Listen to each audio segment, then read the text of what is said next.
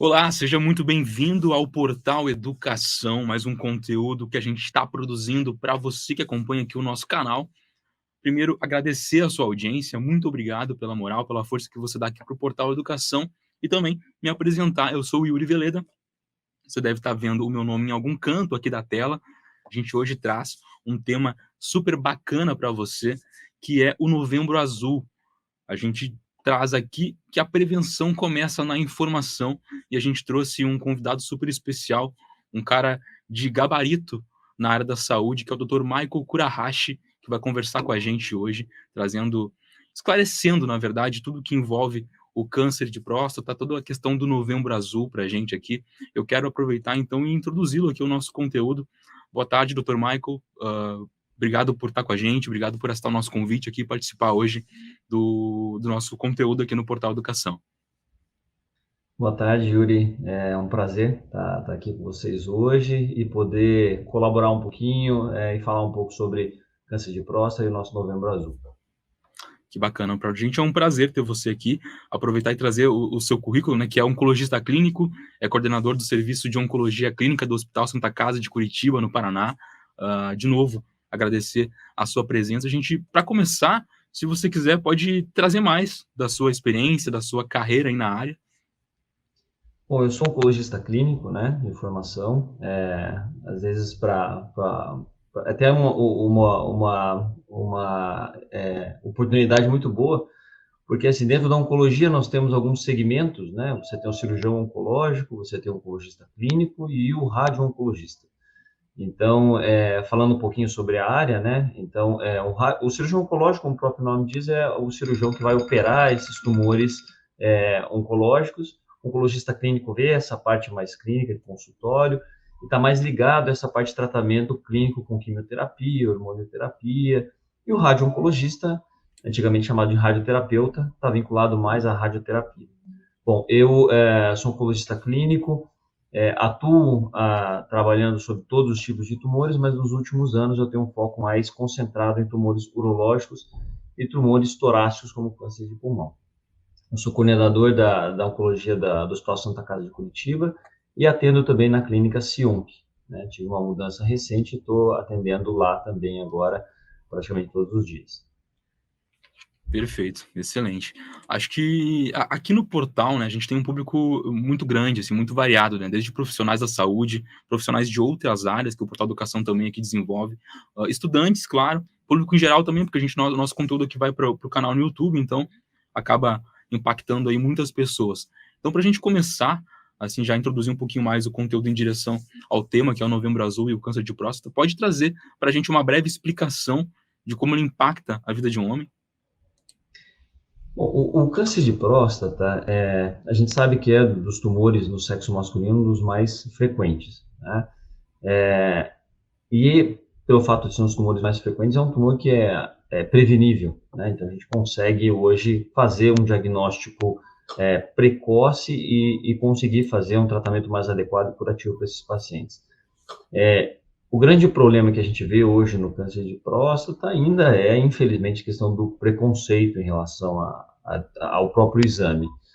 Mas eu acho que, assim, ele impacta hoje na vida do homem, porque hoje nós temos uma longevidade muito maior do que era antigamente. Então, assim, eu sou de uma época da formação da faculdade que ainda os professores falavam, não, o câncer de próstata é o que o homem vai ter, mas ele não vai morrer do câncer de próstata, porque é um tumor indolente, de evolução lenta, e vai acabar acontecendo numa idade mais avançada, então não era um grande problema. Isso é ruim porque acabou colaborando, de uma certa forma, para a gente não evoluir tanto nessa parte do rastreio.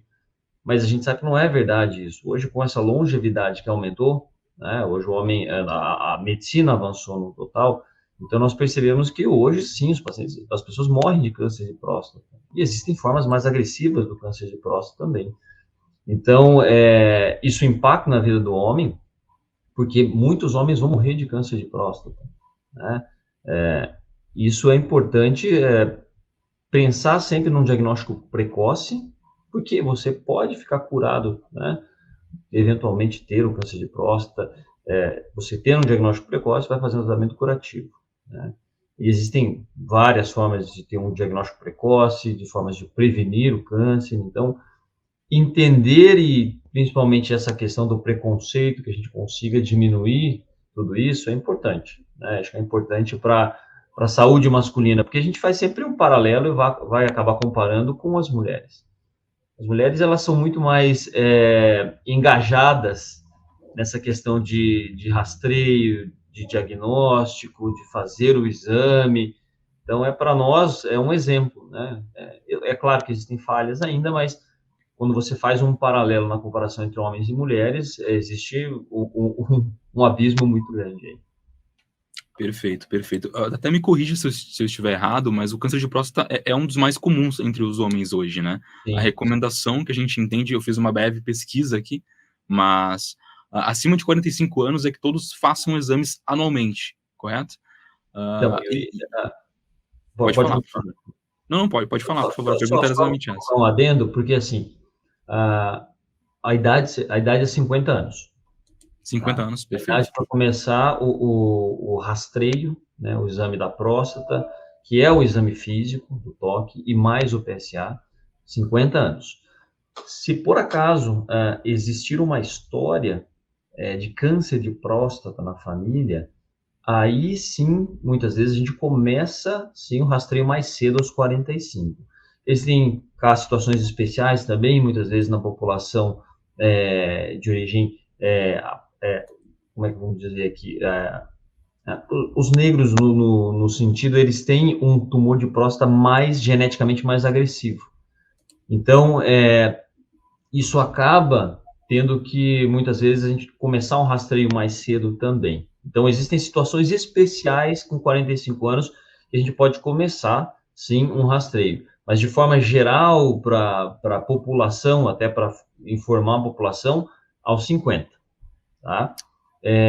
E sempre assim, o que os homens têm dúvida e as pessoas têm dúvida. Vou fazer só o PSA. Vou no meu cardiologista, vou no meu clínico geral. Doutor, pede meu PSA aí. Assim, o PSA é um bom exame. Existe uma discussão enorme há muito tempo sobre o PSA. Ele é suficiente? Eu posso usar só o PSA? Não quero ir lá no urologista ter que fazer o exame. Acho um pouco chato isso e tudo. Não, é importante sim. Porque existem tumores mais raros, mas são mais agressivos, que eles não elevam tanto o PSA. Então, muitas vezes, eles vão ser diagnosticados ao toque. E o exame físico é extremamente importante, porque ele também vai dar algumas características da próstata, né? Então, fazer o PSA, ele não vai ser suficiente.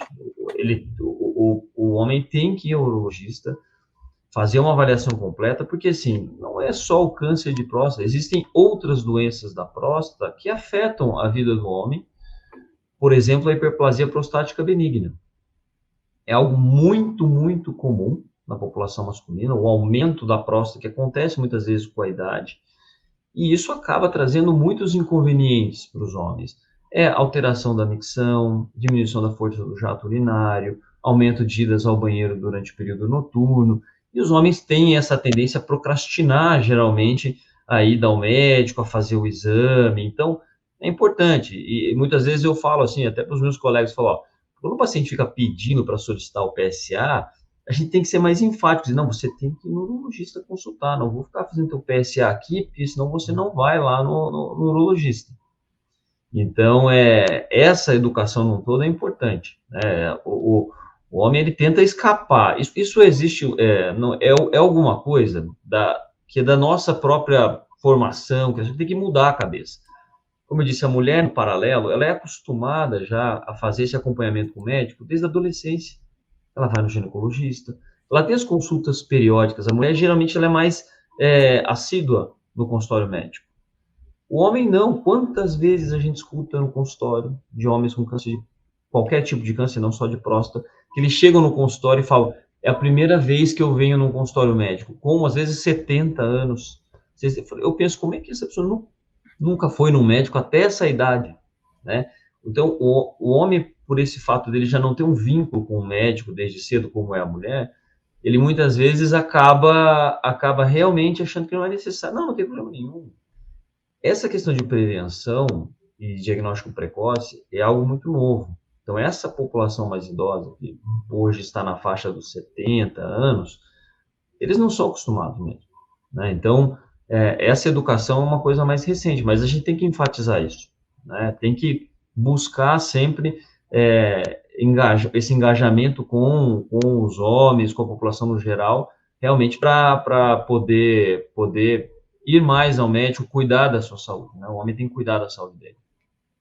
Perfeito. Esse ponto da questão do engajamento, ao meu ver, é muito importante, né? A gente vive no Brasil, que é um país gigantesco, assim, com uma grande quantidade de diferenças culturais entre as regiões, né? A gente tem, eu falo daí da minha questão pessoal, eu moro no Rio Grande do Sul, eu sou gaúcho. O gaúcho tem uma cultura bastante fechada para esse tipo de assunto. A gente tem, sobe um pouquinho no Brasil, tem o nordestino, né, que tem termos como cabra macho também, que fazem com que a gente acredite que a educação, né, na questão cultural, ela é diferente, muito diferente entre as regiões, né, entre os estados. Existe uma forma de chegar nesses públicos diferentes, na questão da saúde, em cada uma dessas regiões? Como é que a gente coloca essa informação de maneira clara para todos esses públicos? Eu acho que assim, a tendência, Yuri, é melhorar, né? Isso deve melhorar com o tempo, porque a população mais jovem, né, ela já entende melhor isso. A gente vê essas questões, a questão de gerações é um debate que existe muito grande, né? Porque como muda, né? As gerações mudam, a cabeça muda muito.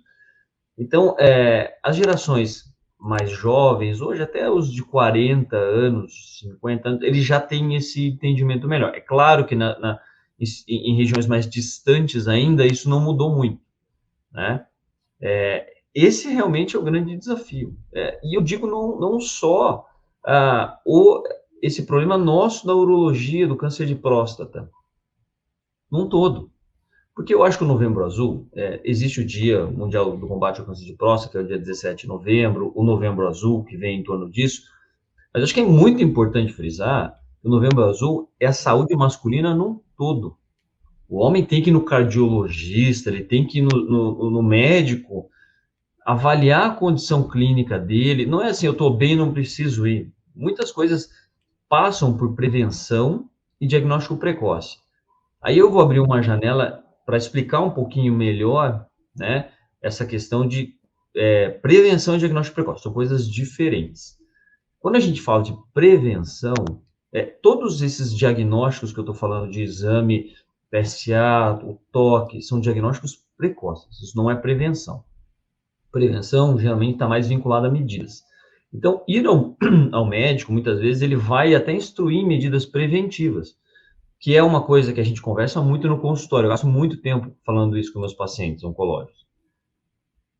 Atividade física, alimentação, estresse, tudo isso está muito relacionado com o câncer. Então, a forma de prevenir é ter uma vida saudável. E não existe segredo. A prevenção do câncer é a mesma prevenção que você vai ter, muitas vezes, para doenças cardiológicas, endócrinas, como diabetes. Então, a prevenção entra na informação. Então, assim, esses centros distantes, a gente tem que melhorar a informação para tentar prevenir. Eu acho que a gente a gente teve um salto, um upgrade muito grande nessa questão, por exemplo, de atividade física. Hoje é impressionante, você vê na população mais jovem, mesmo os homens na faixa dos 40, 45, 50 anos, como eles fazem atividade física. E existem modas, né? Todo mundo corre, todo mundo hoje pedala. Isso é muito bom, porque isso é o que previne. Prevenção vem antes de acontecer a doença, para a doença não surgir. A partir do momento que a doença surge, a gente tem que ter um diagnóstico precoce. Aí entra a outra parte da ida ao médico, que não é só a informação e a instrução, que é fazer realmente os exames que são adequados para aquela faixa etária, para a história familiar. Então, aí a gente vai começar a fazer um rastreio. Câncer de próstata, geralmente, é aos 50 anos. Então, isso é muito importante. Eu acho que sempre a melhor saída é a prevenção. O que a gente tem que melhorar é a informação. Eu acho que o Novembro Azul é importante porque ele bate nessa tecla para o homem mudar a cabeça dele, que ele tem que ir no médico, que ele tem que fazer o exame da próstata dele, que ele não vai ser menos homem porque ele vai fazer o exame, ou que isso vai mudar alguma coisa na vida dele. Todos fazem. As piadinhas acontecem, mas todos fazem. Na teoria, você está lá sentado no bar, conversando com seus amigos, fazendo piada, mas todo mundo, depois dos 50, tem que ter feito. E quem não fez é que está errado, né? E eu acho que com a informação, a gente batendo em cima disso, todos os anos, a cabeça tende a mudar. Então, nesses lugares mais distantes, a gente tem que chegar. Mas eu entendo que até as piadas começam a diminuir. Com a informação chegando, com tudo isso, sempre vai existir uma brincadeira ou outra, mas assim, isso tende a melhorar também. As brincadeiras e tudo acontece, mas assim, já com uma conotação muito diferente, eu vejo, do que acontecia, por exemplo, 10 anos atrás, né? E isso é uma melhora. Eu acho que isso é muito importante. A gente está muito longe ainda de chegar no que a gente gostaria. Mas eu entendo ainda que o homem, nessa questão da prevenção, do diagnóstico precoce, de ir ao médico, e realmente ele tem essa questão de não preciso ir. A educação de fazer exames preventivos ou precoces, na cabeça do homem ele tem menos, a mulher já tem isso mais firmado. Mas assim, nós temos falhas nos dois ainda, mas no homem principalmente. Eu acho que vem muito dessa ideia do homem entender que ele precisa cuidar da saúde dele. Novembro azul, vem aquilo. Opa, esqueci, eu não fiz meu exame esse ano, eu preciso ir. Em novembro a gente tem que amassar eles de tanta informação e lembretes. Ó, tem que ir, tá vendo? Novembro, vamos lá, vamos cuidar da saúde. Eu acho que assim é que a situação tende a melhorar, né? Sempre informação é a melhor saída. Perfeito. Você falou que tende as próximas gerações a serem um pouco mais abertas para esse tipo de situação, né? De buscar prevenção, os tratamentos. Como que você enxerga ao longo da sua carreira essa mudança? Está existindo já? Já acontece? Já percebeu alguma diferença entre os pacientes do início da sua carreira para os de agora? Eu percebo bastante isso, assim, quando converso com meus pacientes mais jovens. É nítido, né? A diferença quando você conversa com um paciente mais idoso e com um paciente mais jovem, é nítida a diferença, né? Você vê, assim, entre os amigos, né, na faixa etária conversando, todo mundo faz a brincadeira tem que fazer exame de próstata, né? Vou fazer 43, então tem muitos amigos que estão chegando à fase de fazer os exames.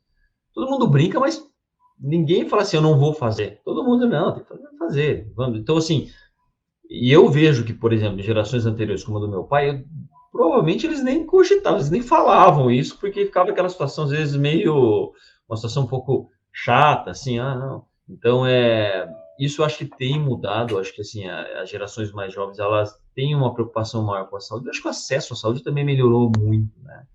Eu acho que isso facilitou, principalmente no âmbito privado. A gente tem muita dificuldade ainda no cenário público, mas existem medidas para poder hoje fazer todo esse rastreio. Não é por falta no sistema público, por falta de vagas ou alguma coisa assim, que o homem não vai conseguir fazer o exame dele.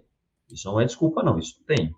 Nós temos outros problemas maiores, posteriormente em estrutura, em outras coisas, mas para fazer a questão do rastreio é muito importante. Isso aí não, a gente, o sistema público hoje, pelo menos aqui na região sul, isso é muito acessível. Como você tinha comentado antes, Yuri, existem diferenças regionais, né? Nós sabemos que muitas regiões do norte, no nordeste, têm uma estrutura muito precária, mas aqui, sul-sudeste, eu acho que isso não é desculpa não, o sistema público. Exato. As principais diferenças assim, no tratamento entre a pessoa que for diagnosticada precocemente e antes de ter os sintomas, né, e aquela que descobre o câncer ao se deparar com algum sintoma. Existe muita diferença nesse tratamento? Existe sim. Hoje, quando você consegue realmente fazer um diagnóstico precoce, e quando a gente fala um diagnóstico inicial, o câncer de próstata ele tem algumas nuances, né? Ele pode ser um tumor agressivo desde o início, ou ele pode ser um tumor indolente desde o início. Então, varia muito o tratamento dependendo da categorização que você vai colocar. Mesmo ele sendo precoce, ele pode ser um tumor de alto risco, risco intermediário, baixo risco. Existem diferenças entre esses riscos ainda, intermediário de alto risco, mas vou colocar nessas três categorias. Você tem tratamentos diferentes numa doença inicial. Você consegue fazer um tratamento mais conservador. Eu vou citar os extremos. Pacientes mais idosos com tumor inicial de baixo risco, você muitas vezes não precisa tratar. Esse paciente acompanha. É um paciente idoso, ele tem comorbidades, esse paciente ele pode tratar, porque a gente sabe que o prognóstico dele é muito bom e a doença dele muitas vezes não vai realmente se tornar uma doença mais agressiva que vai levar ele ao óbito. Então, ele pode seguir a vida dele fazendo o acompanhamento desse tumor, é claro que ele vai acompanhar no consultório com o urologista dele, e ele vai, muitas vezes, fazendo o controle do PSA e, às vezes, precisar fazer biópsias novas da próstata para ver se esse tumor se transformou. Mas, muitas vezes, ele não vai precisar realizar um tratamento como cirurgia ou radioterapia.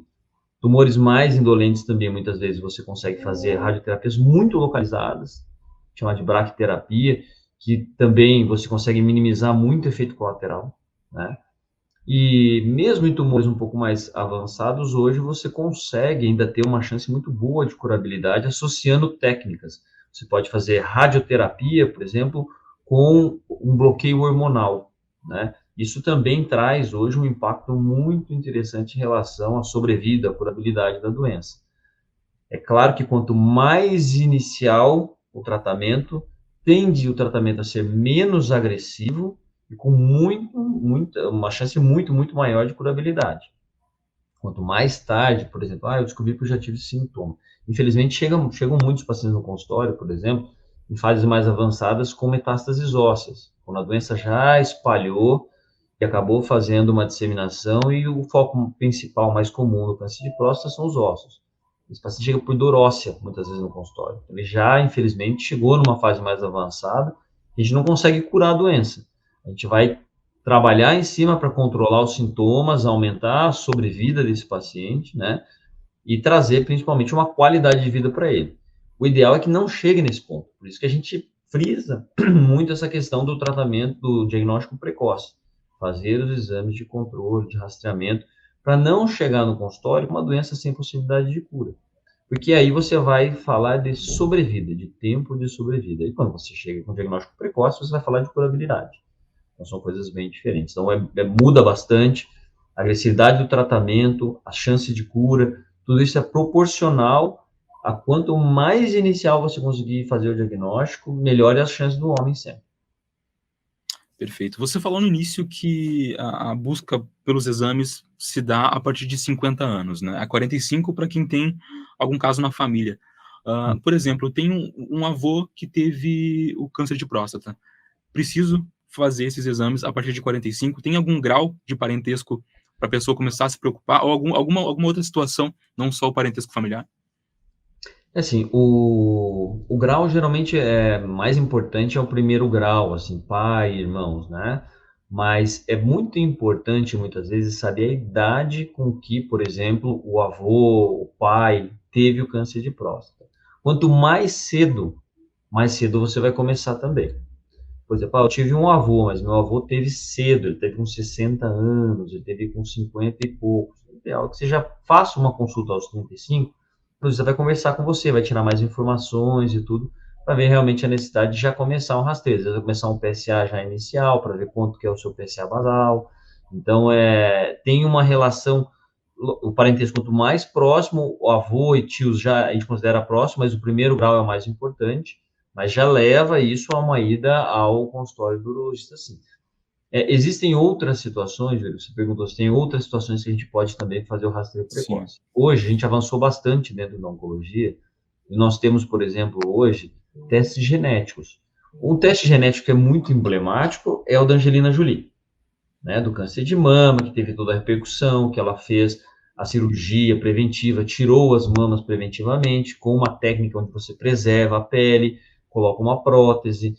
Então, esse gene dela, que era o BRCA1, ou não tenho certeza se o BRCA1 ou 2, eles também estão ligados ao câncer de próstata.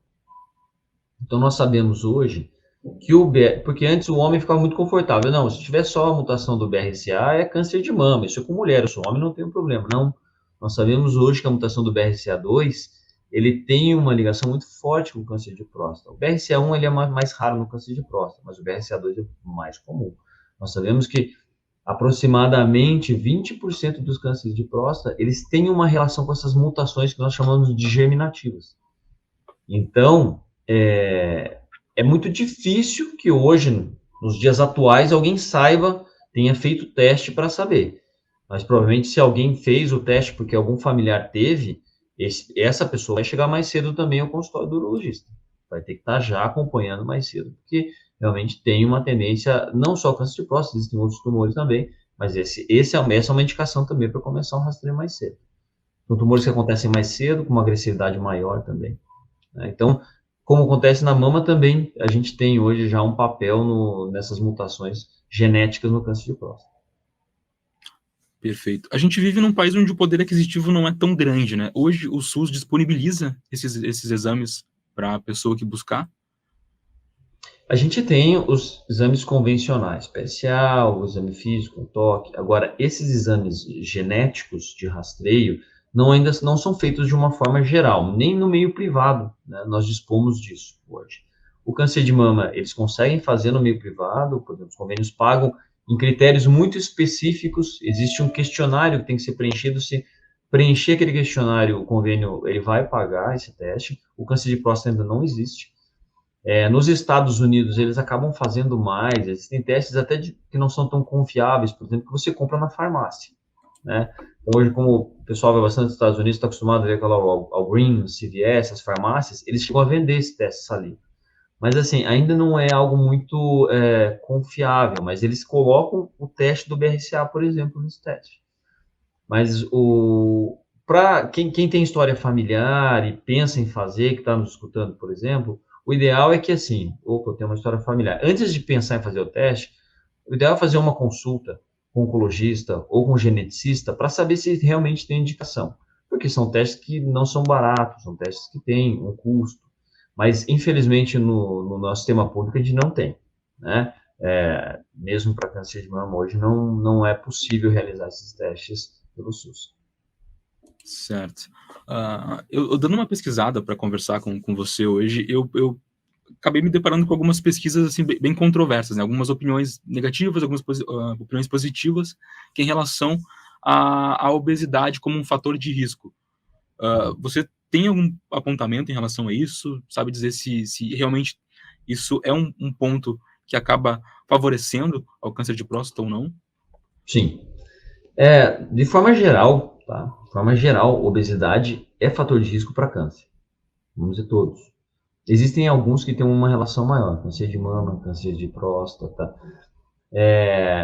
O fator por si só da obesidade, muitas vezes até vou aproveitar o gancho para atividade física. A gente vai falar mais ou menos na contramão quando a gente fala da obesidade.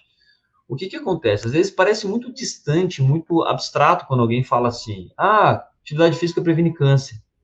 Existem inúmeros, mas vários estudos que já provam isso. Mas para a pessoa que está, o leigo que escuta isso, você fala, mas como que eu vou fazer atividade física? Vai prevenir eu ter um câncer de próstata, um câncer de pulmão, um câncer de mama. A atividade física, ela libera várias substâncias químicas no nosso organismo, que causam sensação de bem-estar, mas que também nos ajudam a preservar várias coisas. Então, isso, de uma certa forma, impacta a atividade física constante, né? Ela realmente impacta em benefícios do nosso organismo. Isso é químico, né? Não é algo que fala, não tem como. E ao contrário, é a obesidade. A obesidade produz um processo inflamatório no nosso organismo quase que constante, e o contrário da atividade física, essas substâncias produzidas por essa atividade inflamatória crônica que a gente tem, vão levar realmente a várias doenças, inclusive câncer e câncer de próstata. Existe também, quando a gente fala de mama, de próstata, existe uma relação muito próxima nessa questão hormonal. Tanto o câncer de mama quanto o câncer de próstata, eles têm uma relação hormonal. O câncer de próstata, ele tem um vínculo muito grande com a testosterona. Então, por exemplo, a testosterona, ela alimenta as células tumorais. Então, quando a gente fala de obesidade, a gordura periférica que a gente tem, o acúmulo de gordura, ela tem uma conversão, né? Tecnicamente não vou entrar aqui no detalhe, mas ele tem uma conversão hormonal. Então, isso também é ruim, né? Então, falando especificamente no câncer de próstata. Então, ele entra sim com realmente um fator de risco. A obesidade é fator de risco. Eu sempre falo com meus pacientes, mesmo após ter vencido essa batalha do câncer, os que estão curados, a gente tem que mudar o hábito de vida. Eu acho que as pessoas têm que se atentar para isso. Eu falo com meus pacientes e eu faço atividade física todos os dias, né? Então, tento controlar minha alimentação, tento ter uma vida saudável. porque como eu falo assim, a gente tem, o paciente quando desenvolve o câncer, eu falo para eles ali, né, tô curado, eu falo, olha, vocês têm que entender que agora, quando passa toda essa fase de tratamento de quimioterapia, agora eu preciso de vocês. Porque eu falo assim, muitas vezes a parte mais fácil é essa parte da quimioterapia quando vocês estão comigo, porque vocês jogam a responsabilidade para mim, né? Você tem que me tratar para eu ficar bom. Aí quando acaba isso, fala, agora é com vocês. Vocês têm que se cuidar. Porque o câncer, ele é multifatorial. É aquilo que eu tinha comentado no início. É o estresse. Também libera um monte de substâncias nocivas ao nosso organismo. É o sedentarismo, a obesidade, muitas vezes o cigarro. Álcool é cancerígeno em qualquer quantidade. Ele é bom para o coração em pequenas quantidades, o vinho? Mas para o câncer ele é ruim em qualquer quantidade. Então, tudo isso, eu dou um exemplo aos pacientes que é assim, você vai colocando uma pitada de cada coisa dessa no caldeirão, né? Uma pitadinha de sedentarismo, de obesidade, tudo. E a genética entra nisso. A genética tem um papel muito grande. E aí surge o câncer. Você trata.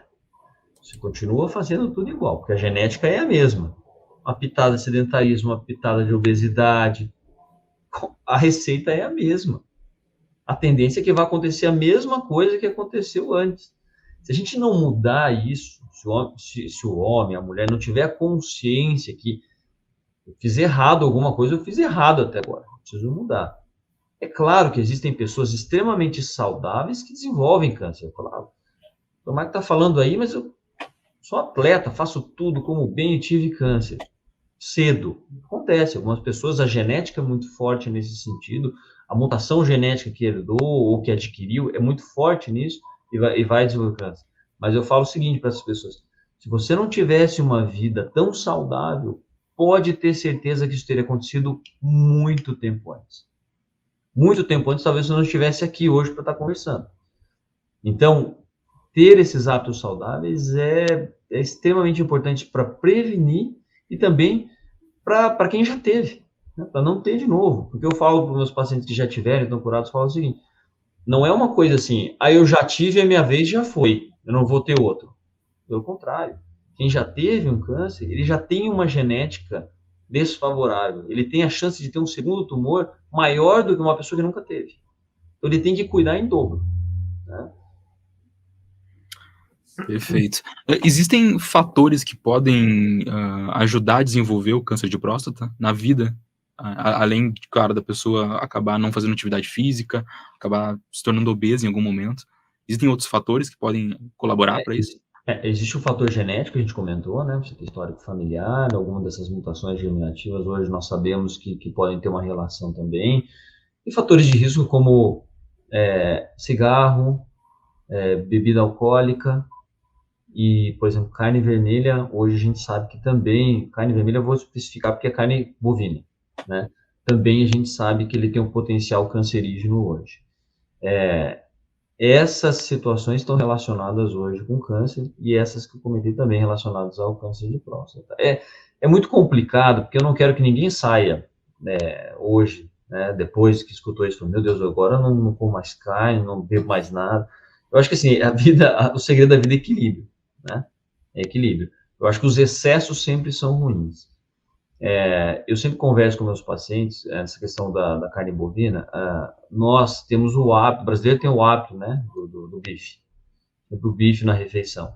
Acho que tem que mudar um pouco isso, você alterna a proteína, você não precisa comer carne sempre, né, eu digo carne, todas as carnes, né, mas assim, você alterna um frango, um peixe, uma outra proteína, né, eu brinco com eles que eu falo, fazendo crédito para comer o teu churrasco depois, mas ainda mais você gaúcho aí, né, Yuri? Exato.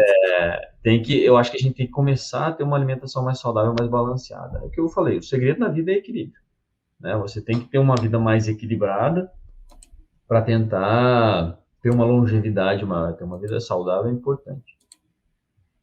Perfeito. A gente fala, claro, obviamente, dos homens nesse momento, né? Mas eu entendo também que a mulher acaba tendo um papel importante nisso tudo, né? De que forma a esposa, a namorada ou a companheira pode ajudar o homem a se prevenir contra o câncer, né? Talvez influenciando a ir buscar um tratamento, a ir buscar um exame preventivo. De que maneira? O senhor Elas enxerga isso? fazem Importância? completamente, completamente. é muito nítido, assim, né? Eu faço muito mais essa área urológica dentro da oncologia, estou muito mais acostumado com meus pacientes homens, ainda vejo algumas pacientes minhas de câncer de mama, mas a diferença é grande dentro do consultório. O perfil do homem é muito diferente, né? Na grande maioria das vezes, é a mulher que empurra o homem para o consultório. Infelizmente, ainda é assim, né? As companheiras realmente elas têm um papel fundamental nisso, de conscientizar o homem que ele tem que ir ao médico, ele tem que fazer os exames dele, tá cobrando realmente dele. Foi lá no médico, fez o exame. Eu vejo isso em casa, minha mãe cobra do meu pai direto. Meu pai às vezes fica enrolando, procrastinando, não vou. E às vezes a gente tem que ir lá e agendar, falar, tá agendado, tá aqui, ó, tem que ir lá fazer o exame. Então, elas têm realmente um papel fundamental. O homem tem que criar vergonha e tem que ir, né? Mas, assim, a gente percebe realmente que a mulher, ela é que define isso em casa, né? E ela tem esse papel fundamental hoje. A gente percebe isso no consultório, né? Isso é muito nítido. Uma coisa muito particular, assim, no consultório do paciente urológico, câncer de próstata, do homem. O homem, ele tem uma tendência a se queixar menos. Tudo bem? Né? Tô lá conversando. Seu João, tudo bem com o senhor? Como é que tá no tratamento? Não, doutor, tudo tranquilo. Nada de efeito colateral, nenhuma reação? Não, tudo tranquilo, doutor. Quando a esposa está junto e fala, doutor, ele reclama disso, disso e disso. Então, o homem tem uma tendência a não se querer. Ele fala, mas isso não tem tanta importância, é de vez em quando que dói. Ele fala, não, preciso saber. É importante eu saber o que acontece na tua rotina, o que te incomoda. E aí eu vou te dizer se isso é relevante ou não. Se isso existe uma relação com a doença que você tem ou não.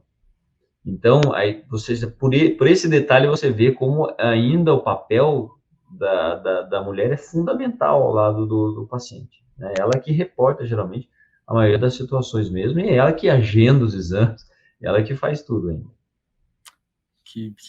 Eu acreditava nisso, na verdade, assim, por isso que eu trouxe essa pergunta. E fica, então, um recado aí para as mulheres que estão acompanhando aqui o nosso conteúdo. Claro, não colocando peso, essa responsabilidade em cima delas, mas deixando claro que é importante, sim, esse apoio, essa forcinha, né?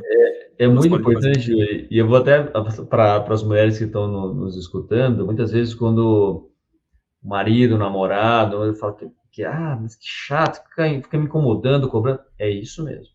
Que no consultório eu faço. Tá de parabéns, tem que continuar cobrando lá. Perfeito. Dr. Michael, algo mais que você queira trazer aqui que acha importante, acha relevante para quem está acompanhando? Eu acho assim, os homens, eles têm aquilo que a gente falou durante praticamente toda a entrevista, mas sintetizando, assim, o homem, ele tem que cuidar mais da saúde dele. Eu acho que, assim, as novas gerações começaram a se importar mais com a atividade física, eu acho que eles estão indo mais aos médicos, mas, assim, talvez esse alcance que a gente vai ter por internet, tudo não cheguem às pessoas mais idosas que realmente hoje estão numa situação de risco. Mas a gente cobrar do nosso avô, do nosso pai, eu acho assim, ó, Novembro Azul é importante chegar assim, pai, você foi no neurologista lá? Como é que estão os teus exames? Você foi no cardiologista? Tá tudo em dia? Então, como muitas vezes eles não vão, como a gente ter essas informações, buscar as informações, tá no nosso papel, muitas vezes, como familiar, de cobrar deles. Opa, tá tudo em dia. Por isso que é importante, as datas, elas são importantes para a gente lembrar. Para chegar lá e falar, ô, pai, vô, como é que tá? Ou não agendou, vou agendar aqui então. Deixa que eu agendo. Muitas vezes essa proatividade é importante. Então, eu acho que nesse contexto todo, a informação, muitas vezes é difícil colocar isso na cabeça dos mais idosos, né? Mas a gente vai lá e resolve. A gente vai lá e agenda, fala, vou pegar aqui, vou marcar consulta, tal. Tem que ser prático, né? Na verdade, tem que ser prático.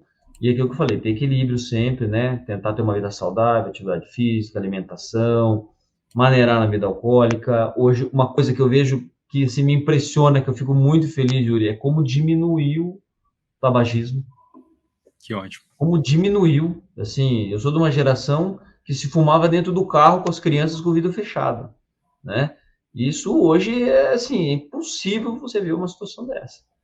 Então, isso foi uma coisa muito boa da evolução da nossa sociedade. Eu espero que a gente continue evoluindo sempre, a gente continue melhorando, é assim que a gente vai cada vez mais longe, tendo mais saúde, e a saúde nos traz mais qualidade de vida, né? Acho que isso é muito importante.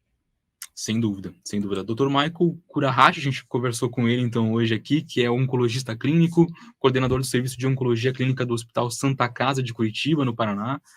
Agradecer por você ter aceito o convite, por estar aqui com a gente, por trazer esse conteúdo tão rico, tão importante nesse mês, não só de novembro, mas para a vida, né? Sempre importante deixar isso muito claro, assim, para que não fique só no novembro, seja sempre lembrado aí durante o restante do ano também. Dr. Michael, obrigado. Fica o espaço aqui também para você divulgar o seu consultório, as suas redes sociais. O espaço é seu. Obrigado de novo. Obrigado, Yuri. Foi um prazer. Eu acho que assim, a informação sempre é muito importante, a gente trazer informação, principalmente de temas que são muito controversos às vezes, né? Existe toda uma situação do câncer de próstata no universo masculino, mas eu fico muito grato por esse espaço de vocês. Eu fico à disposição, né? Eu não tenho muitas mídias sociais, mas fica aqui o meu consultório. Eu atendo na Santa Casa como coordenador, mas atendo também no Sionc, né, em Curitiba, que é uma clínica voltada para o tratamento oncológico. Eu estou à disposição de todos vocês também. Se quiserem colocar meu e-mail também, pode colocar para quem tiver dúvida, quiser entrar em contato. Tá bom? Um grande abraço. Perfeito. Muito obrigado pela oportunidade. Que isso, a gente que agradece demais aqui a sua participação. Fica então o recado, acho que mais do que dado aqui do Dr. Michael Kurahashi. Agradecer também quem acompanhou o nosso conteúdo aqui, quem ficou até o final, obrigado. Não esquece de deixar o seu like aqui no vídeo e se inscrever no canal. Até a próxima.